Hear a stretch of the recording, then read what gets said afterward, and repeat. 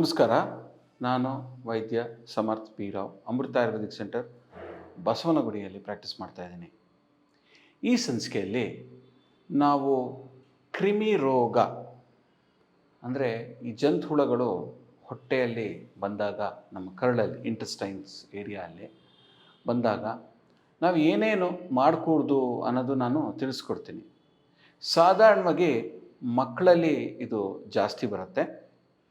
ಮಕ್ಕಳಲ್ಲಿ ಯಾತಕ್ಕೆ ಬರುತ್ತೆ ಅಂದರೆ, ಈ ಸಣ್ಣ ಸಣ್ಣ ಮಕ್ಕಳು ಅವ್ರ ಕೈಗಳನ್ನ ಎಲ್ಲ ಕಡೆ ಹಾಕ್ತವೆ. ಆ ಟಾಯ್ಲೆಟಲ್ಲಿಂದ ಹಿಡಿದು, ಡಸ್ಟ್ಬಿನ್ನಲ್ಲಿಂದ ಹಿಡಿದು, ತಿರ್ಗಾ ತಟ್ಟೆಗೆ, ಬಾಯಿಗೆ ಎಲ್ಲ ಹಾಕ್ತಾ ಇರುತ್ತೆ. ಸೊ ಇದರಿಂದ ಏನಾಗುತ್ತೆ ಅಂದರೆ, ಈ ಜಂತುಹುಳದ್ದು ಮೊಟ್ಟೆಗಳೇನಾರು ಇತ್ತು ಅಂದರೆ ಬಾಯಿಗೆ ಹಾಕೋದ ರೀತಿಯಲ್ಲಿ ಹೊಟ್ಟೋಗುತ್ತೆ ಒಳಗಡೆ, ಹೊಟ್ಟೆ ಒಳಗಡೆ ಹೋಗಿದ ಮೇಲೆ ಅದು ಕರಳಲ್ಲಿ ಶೇಖರಣೆ ಆಗೋಗ್ಬಿಟ್ಟು ಅಲ್ಲಿ ಮೊಟ್ಟೆಗಳು ಹೊಡೆಯುತ್ತೆ. ಅದರಿಂದ ಹುಳುಗಳು ಉತ್ಪತ್ತಿ ಆಗುತ್ತೆ. ಅದು ಮಲ್ಟಿಪ್ಲೈ ಆಗ್ತಾ ಹೋಗುತ್ತೆ. ಅವಾಗ ಏನಾಗುತ್ತೆ ಅಂದರೆ, ಕಕ್ಸಿಗೆ ಮಗು ಹೋದಾಗ ಅದರಲ್ಲಿ ಹುಳುಗಳು ನೋಡ್ತೀರ. ಇದಕ್ಕೆ ಒಳ್ಳೆ ಔಷಧಿಗಳಿದೆ. ಬರೀ ಇಂಗ್ಲೀಷ್ ಮಾತ್ರೆಗಳು ಸಿಸ್ಟಮಲ್ಲಿ ಮಾತ್ರ ಅಲ್ಲ, ಆಯುರ್ವೇದದಲ್ಲೂ ಕೂಡ ಈ ಜಂತುಹುಳ ಬರದೇ ಇರೋಂಗೆ ಸಾಕಷ್ಟು ನಮ್ಮಲ್ಲಿ ಔಷಧಿಗಳಿವೆ. ಅದು ಒಳ್ಳೆ ಡಾಕ್ಟ್ರನ್ನ ಸಂಪರ್ಕಿಸಿ ಪಂಚಕರ್ಮ ಕೂಡ ನೀವು ಮಾಡಿಕೊಂಡು ಅದನ್ನು ಕ್ಲಿಯರ್ ಔಟ್ ಮಾಡ್ಬೋದು. ಇದು ಬರೀ ಕರಳಲ್ಲಿ ಹುಟ್ಟ ಜಂತುಹುಳಗಳಲ್ಲ. ಜಂತುಹುಳಗಳು ಬೇರೆ ಬೇರೆ ದೇಹದಲ್ಲೂ ಅಂಗಗಳಲ್ಲೂ ಕೂಡ ಸೇರಿಕೊಂಡಿರುತ್ತೆ. ಅದು ಬೇರೆ ಬೇರೆ ಕಾಯಿಲೆಗಳು ಕೂಡ ಮಾಡುತ್ತೆ. ಆಯುರ್ವೇದದ ಪ್ರಕಾರ ಆಭ್ಯಂತರ ಬಾಹ್ಯ ಕ್ರಿಮಿ ಅಂತ ಕರಿತೀವಿ. ಈಚೆ ಹೊರಗೆ ಬಾಡಿಯಲ್ಲಿರೋದು ಕ್ರಿಮಿಗಳು ಪ್ಲಸ್ ಆಭ್ಯಂತರ ಒಳಗಡೆ ರಕ್ತಜ, ಕಫಜ, ಆಮೇಲೆ ಪುರೀಷಜ ಅಂತ ಬರುತ್ತೆ. ಅಂದರೆ ರಕ್ತದಲ್ಲಿ ಉತ್ಪತ್ತಿಯಾಗೋ ಕ್ರಿಮಿಗಳು, ಕಫದಿಂದ ಉತ್ಪತ್ತಿಯಾಗೋ ಕ್ರಿಮಿಗಳು, ಪುರೀಷಜ ಅಂದರೆ ಮಲದಿಂದ ಉತ್ಪತ್ತಿಯಾಗೋ ಕ್ರಿಮಿಗಳು. ಇದು ಮೂರಲ್ಲೂ ನಾವು ದೇಹಕ್ಕೆ ಬಂದಾಗ ನಾವೇನೇನು ಮಾಡಿಕೊಡ್ದು ಅಂತ ಈ ಸಂಚಿಕೆಯಲ್ಲಿ ತಿಳಿಸ್ಕೊಡ್ತೀನಿ. ಮೊದಲನೇದಾಗಿ ವಿರುದ್ಧ ಆಹಾರಗಳು ಸೇವನೆ ಮಾಡಬಾರ್ದು. ಆಪೋಸಿಟ್ ಫುಡ್ಸ್, ನಾನು ಹಿಂದಿನ ಸಂಚಿಕೆಯಲ್ಲಿ ತುಂಬ ಹೇಳಿದ್ದೀನಿ. ವಿರುದ್ಧ ಆಹಾರದ ಲಿಸ್ಟು ತುಂಬ ದೊಡ್ಡದಾಗಿದೆ. ಸಿಂಪಲಾಗಿ ಹೇಳೋದಂದರೆ, ಆಪೋಸಿಟ್ ಕ್ವಾಲಿಟಿ ಫುಡ್ಸ್ನ ಒಟ್ಟೊಟ್ಟಿಗೆ ತೊಗೊಬೇಡಿ. ಎಸ್ಪೆಷಲಿ ಮೀನು, ಹಾಲು ಐಟಮ್ಸು. ಈ ಮೀನು, ಹಾಲನ್ನು ಕೂಡ ಅತಿಯಾಗಿ ಸೇವನೆ ಮಾಡೋದ್ರಿಂದ ಕೂಡ, ನೀವು ನಾನ್ ವೆಜಿಟೇರಿಯನ್ಸ್ ಆಗಿದ್ರಿ ಮೀನು ಸೇವನೆ ಮಾಡ್ತೀರಾ ಅಂದರೆ, ಇದು ಕ್ರಿಮಿ ಉತ್ಪತ್ತಿಗೆ ಒಂದು ದೊಡ್ಡ ಕಾರಣ ಆಗುತ್ತೆ. ಯಾರಲ್ಲಿ ಮೊಟ್ಟೆಗಿಟ್ಟೆ ಒಳಗಡೆ ಸೇರ್ಕೊಂಬಿಟ್ಟಿರುತ್ತೆ ಅವರಲ್ಲಿ. ದಿವಸದಲ್ಲಿ ನಿದ್ದೆ ಮಾಡೋದು ಕೂಡ ಜಾಸ್ತಿ ಮಾಡಬಾರ್ದು.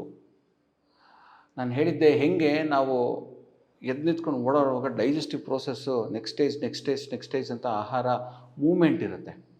ಬಟ್ ನಾವು ಮಲ್ಕೊಂಡಾಗ ಏನಾಗುತ್ತೆ, ಆ ಮೂಮೆಂಟ್ ತಡೆದು ಹಿಡ್ದು ಅದು ಒಂದು ಕಡೆ ಎಲ್ಲ ಆಹಾರ ಶೇಖರಣೆ ಆಗಿ ಅಲ್ಲಿ ಈ ಉತ್ಪತ್ತಿಗಳು ಇದಾಗಿ ಕಂಡ್ಯೂಸಿವ್ ಎನ್ವೈರ್ಮೆಂಟ್ ಅಂತ ಕರಿತೀವಿ, ಅದು ಆಗೋಗ್ಬಿಟ್ಟಿರುತ್ತೆ. ಸೊ ಇದು ದಿವಸದಲ್ಲಿ ನಿದ್ದೆ ಮಾಡೋದು ಖಂಡಿತವಾಗ್ಲೂ ಮಾಡಬಾರ್ದು. ಜಾಸ್ತಿ ಲಿಕ್ವಿಡ್ ಆಹಾರಗಳು ಕೂಡ ಸೇವನೆ ಮಾಡಬಾರ್ದು. ಲಿಕ್ವಿಡ್ ಆಹಾರಗಳು, ಈ ಗಂಜಿ ಅವೆಲ್ಲ ತುಂಬ, ಅದು ಹಾಲು ಮೊಸರು ಎಲ್ಲ ಹಾಕಿರೋದು, ತಿಕ್ಕಾಗಿರೋದು ಲಿಕ್ವಿಡ್ ಆಹಾರಗಳು ಮಾಡಿಕೊಂಡ್ರೆ ಅವು ಕೂಡ ಈ ಜಂತುಹುಳ ಸೇವನೆಗೆ, ಆಹಾರ ಸೇವನೆಗೆ, ಪೋಷಣೆಗೆ ತುಂಬ ಅನುಕೂಲ. ಈಸಿ ನ್ಯೂಟ್ರಿಷನ್ ಅಂತ ಕರಿತೀವಿ. ಸೊ ಅದಕ್ಕೂ ಆಗೋಗ್ಬಿಡುತ್ತೆ. ಸೊ ಅದನ್ನು ಆದಷ್ಟು ಅವಾಯ್ಡ್ ಮಾಡಬೇಕಾಗುತ್ತೆ. ಆಯುರ್ವೇದ ಮತ್ತೊಂದು ಹೇಳುತ್ತೆ, ಮೊಸರು, ತುಂಬ ಫರ್ಮೆಂಟ್ ಆಗಿರೋ ಪದಾರ್ಥಗಳು ಕೂಡ ಜಾಸ್ತಿ ಸೇವನೆ ಮಾಡಬಾರ್ದು. ಒಂದು ಮಗುವಲ್ಲಿ, ಮಗು ಕಕ್ಸಲ್ಲಿ ನೀವೇನಾರೋ ಜಂತುಹುಳಗಳು ನೋಡಿದ್ರಿ ಅಂದರೆ ಅವಾಗಿಂದ ಸ್ವಲ್ಪ ಒಂದು ವಾರ 2 ವಾರ ಅಫ್ಕೋರ್ಸ್ ನೀವು ಅದಕ್ಕೆ ಟ್ರೀಟ್ಮೆಂಟ್ ಕೊಡಿಸಿ ಡಾಕ್ಟ್ರ್ ಹತ್ರ ಕರ್ಕೊಂಡು ಹೋಗಿ. ಆದರೆ ನೀವು ಸ್ವಲ್ಪ ಮೊಸರು ಕೊಡೋದು ನಿಲ್ಲಿಸ್ಬಿಡಿ ಆ ಪೀರಿಯಡು.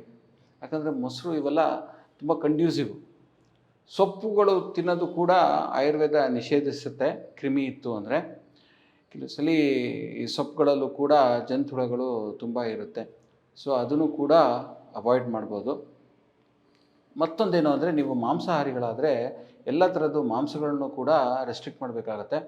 ಯಾಕಂದರೆ ಇದರಿಂದನೂ ಕೂಡ ಕ್ರಿಮಿಗಳು ಉತ್ಪತ್ತಿ, ಕ್ರಿಮಿಗಳು ಟೇಪ್ ಫಾರ್ಮು ಇದೆಲ್ಲ, ಈ ಹಂದಿ ಮಾಂಸ ಇವೆಲ್ಲ ಸೇವನೆ ಮಾಡೋದು ಕೂಡ, ಇದರಲ್ಲೆಲ್ಲ ಏನೇನಾಗುತ್ತೆ ಅಂದರೆ ಬೇರೆ ಬೇರೆ ಥರದ್ದು ಕ್ರಿಮಿಗಳು ಸೇರ್ಕೊಂಡ್ಬಿಡುತ್ತೆ. ಅದ್ರ ಮೊಟ್ಟೆಗಳಿರುತ್ತೆ, ಅದು ಸೇರ್ಕೊಂಡ್ಬಿಟ್ಟು ಅಲ್ಲಿ ಹ್ಯಾಚ್ ಆಗಿ ಅಲ್ಲಿ ನಮ್ಮ ಕರಳಲ್ಲೇ ಉಳ್ಕೊಂಬಿಡುತ್ತೆ. ಅಲ್ಲಿ ಪೋಷಣೆ ಮಾಡ್ಕೊಂಡು ಅಲ್ಲಿ ಮಲ್ಟಿಪ್ಲೈ ಹಾಕ್ಕೊಂಡು ಅದರದ್ದೇ ಒಂದು ಪ್ರಪಂಚ ಮಾಡ್ಕೊಂಡಿರುತ್ತೆ. ನಮ್ಗೆ ಗೊತ್ತಾಗೋದೇ ಇಲ್ಲ. ಯಾವತ್ತೋ ಒಂದು ದಿವಸ ಈಚೆ ಮೋಷನಲ್ಲಿ ಹೋಗುವಾಗ ಕಾಣಿಸ್ಕೊಳ್ಳುತ್ತೆ ಇವೆಲ್ಲ. ಇದಕ್ಕೆಲ್ಲ ಚಿಹ್ನೆಗಳು ಸಾಕಷ್ಟು ಬರುತ್ತೆ. ಕೆಲವು ಸಲ ಹೊಟ್ಟೆ ನೋವು, ವಾಂತಿಗಳು, ತಲೆನೋವುಗಳು, ಹೋಗದೇ ಇರೋದು, ಮಿಕ್ಸ್ ಡಯಾಗ್ನೋಸಿಸ್ ಅವಾಗ ಜಂತುಹುಳಕ್ಕೆ ಅಂತ ಡಾಕ್ಟ್ರುಗಳು ಕೊಡ್ತಾರೆ. ಇಂಗ್ಲೀಷ್ ಡಾಕ್ಟರ್ ಆಗಿರಲಿ, ಆಯುರ್ವೇದ ಡಾಕ್ಟ್ರುಗಳು ಕೂಡ ನಾವು ನಮ್ಮಲ್ಲಿ ಸುಮಾರು ಔಷಧಿಗಳೆಲ್ಲ ಕೊಡ್ತೀವಿ. ಆದರೆ ಮಕ್ಕಳಲ್ಲೂ ಕೂಡ ಈ ಜಂತುಹುಳ ಎಲ್ಲ ತುಂಬ ಕಾಣಿಸ್ಕೊಂಡಾಗ ಮಿಠಾಯಿ ಪದಾರ್ಥಗಳು, ಚಾಕ್ಲೇಟ್ಸು, ಸ್ವೀಟ್ಸು ಜಾಸ್ತಿ ಕೊಡೋಕ್ಕೆ ಹೋಗಬೇಡಿ. ಈ ಒಂದು ಆಯುರ್ವೇದಿಕಲ್ಲಿ ಟ್ರೀಟ್ಮೆಂಟು ಕೂಡ ಸಾಕಷ್ಟು ಇದೆ. ಇದರಲ್ಲಿ ಅಪಥ್ಯ ಇರೋದು ಖಂಡಿತವಾಗ್ಲೂ ಸೇವನೆ ಮಾಡಬಾರ್ದು ಅಂತ ಆಯುರ್ವೇದ ತಿಳಿಸ್ಕೊಡುತ್ತೆ. ಅದ್ರ ಜೊತೆಗೆ ಶೋಧನಗಳು, ಆಮೇಲೆ ಔಷಧಿಗಳು ಎಲ್ಲ ಕೊಡುತ್ತೆ. ಮುಂದಿನ ಸಂಚಿಕೆಯಲ್ಲಿ ನಾನು ಜಂತುಹುಳ ಬಂದಾಗ ಏನೇನು ತೊಗೊಬೇಕು, ಔಷಧಿ ಜೊತೆಗೆ ಏನೇನು ಆಹಾರದಲ್ಲಿ ತೊಗೊಂಡ್ರೆ ಅನುಕೂಲವಾಗುತ್ತೆ ಅಂತ ನಾನು ತಿಳಿಸ್ಕೊಡ್ತೀನಿ. ಅಲ್ಲಿವರೆಗೂ